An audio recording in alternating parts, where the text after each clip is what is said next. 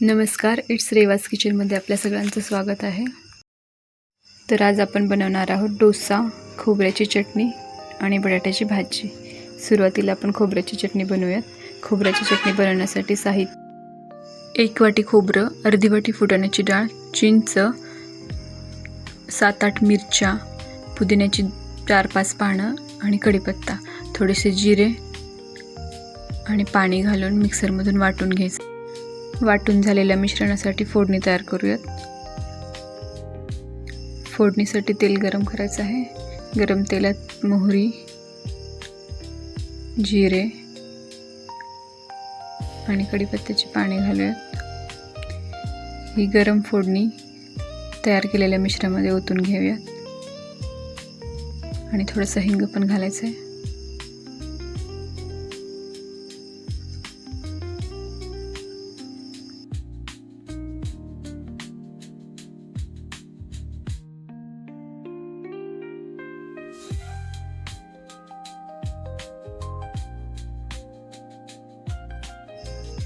बटाट्याची भाजी बनवण्यासाठी कढई गरम करायची आहे।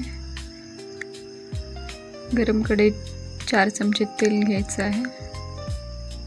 तेल गरम झाल्यानंतर मोहरी, जिरे, थोडीशी उडदाची डाळ, 1 चमचा, कढीपत्ता, 10 ते 12 मिरच्या चिरून घेतलेल्या आहेत त्या घालायच्या।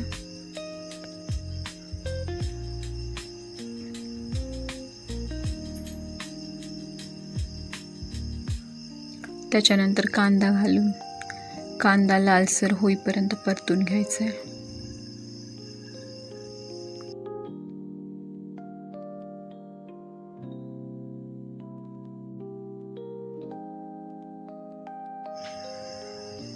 कांदा लालसर भाजून झाल्यानंतर थोडंसं मीठ, हळद घालून परतून घ्यायचं आहे।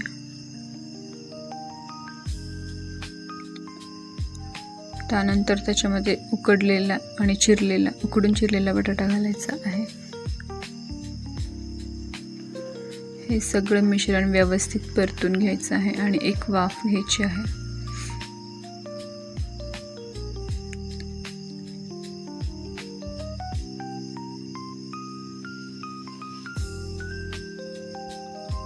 चवीनुसार मीठ घालायचं आहे।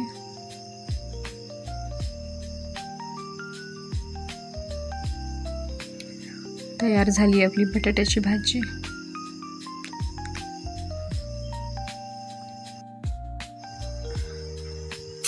डोसा बनवण्यासाठी 1 वाटी उडीद डाळ, त्याच सेम वाटीने 4 वाट्या तांदूळ घेऊन 5 तास भिजत घालायचं आहे।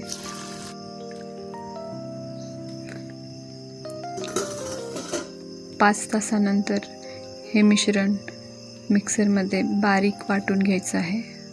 त्याच वेळेस त्याच्यामध्ये 2 मूठ पोहे घालायचे आहेत। पोहे भिजवून वाटून घ्यायचे आहेत मिक्सरमधून। हे बॅटर जास्त पातळ करायचं नाही, कन्सिस्टंट बॅटर तयार करायचं आहे। 6 तासानंतर हे बॅटर छान फर्मंट झालेलं आहे।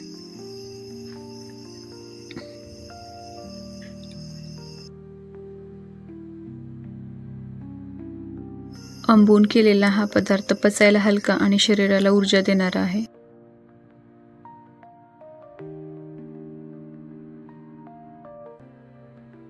मीठ 1 ते 1.5 चमचा तयार झालेलं बॅटर त्याच्यावरती घालायचं आहे आणि गोलाकार आकारामध्ये पसरून घ्यायचं आहे। थोडंसं तेल किंवा बटर वापरायचं आहे। 1 ते 2 मिनिट भाजा। खालची बाजू सोनेरी झाल्यावर दुमडा। तयार झाला आपला डोसा। चटणी आणि बटाट्याच्या भाजीसोबत सर्व करा। डोसा कुरकुरीत हवा असेल तर मध्यम ते उच्च आचेवर भाजा। आपला डोसा कुरकुरीत होईल।